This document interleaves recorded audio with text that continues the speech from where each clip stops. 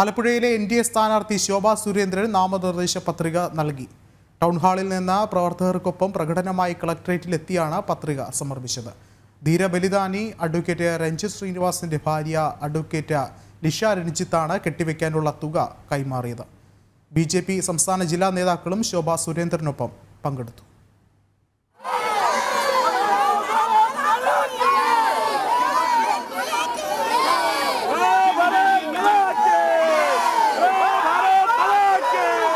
Alappuzha town ഹാളിന് സമീപത്ത് നിന്ന് നൂറുകണക്കിന് വനിതാ പ്രവർത്തകരുടെ അകമ്പടിയോടെയാണ് പത്രിക സമർപ്പിക്കാൻ ശോഭാ സുരേന്ദ്രൻ കളക്ടറേറ്റിലെത്തിയത്.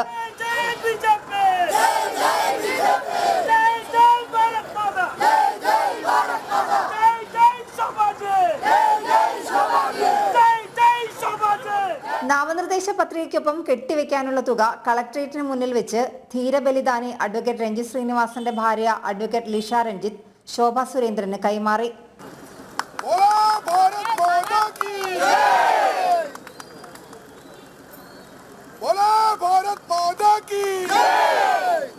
11:52 ജില്ലാ കളക്ടർ അലക്സ് വർഗീസ് മുൻപാകെ നാമനിർദ്ദേശ പത്രിക സമർപ്പിച്ചു.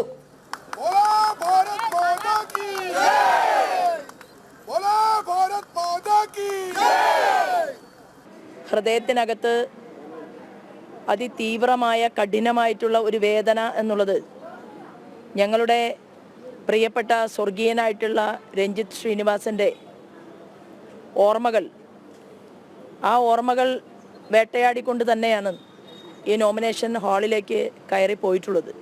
അദ്ദേഹത്തിൻ്റെ സഹധർമ്മിണി ശ്രീമതി ലിഷയാണ് സ്ഥാനാർത്ഥി എന്നുള്ള രീതിയിൽ കെട്ടിവെക്കാനുള്ള പണം നൽകിയിട്ടുള്ളത്. ഈ ആലപ്പുഴയിൽ, നമ്മുടെ കേരളത്തിൽ ഇതുപോലെയുള്ള ഭീകരവാദ പ്രസ്ഥാനങ്ങളുടെ കൊലക്കത്തിക്കിരയായി ആളുകൾ പിടഞ്ഞു വീണ് മരിച്ചിട്ടും അതേ തീവ്രവാദ സംഘടന ഞങ്ങൾ UDFനെ പിന്തുണയ്ക്കുമെന്ന് പരസ്യമായി പ്രഖ്യാപിച്ചിട്ടും അതാവശ്യമില്ല എന്ന് പറയാനുള്ള ഒരു സാമാന്യ മര്യാദ പോലും UDFൻ്റെയും അതുപോലെ തന്നെ LDFൻ്റെയും ഭാഗത്ത് നിന്ന് ഉണ്ടാകുന്നില്ല എന്നുള്ളതാണ്. BJP ജില്ലാധ്യക്ഷൻ M.V. ഗോപകുമാർ, സംസ്ഥാന general secretary Pandalam Prathapan, BDJS നേതാക്കളായ ജ്യോതിസ്, അനിയപ്പൻ തുടങ്ങിയവരും ശോഭാ സുരേന്ദ്രനൊപ്പം ഉണ്ടായിരുന്നു. ജനം, ആലപ്പുഴ.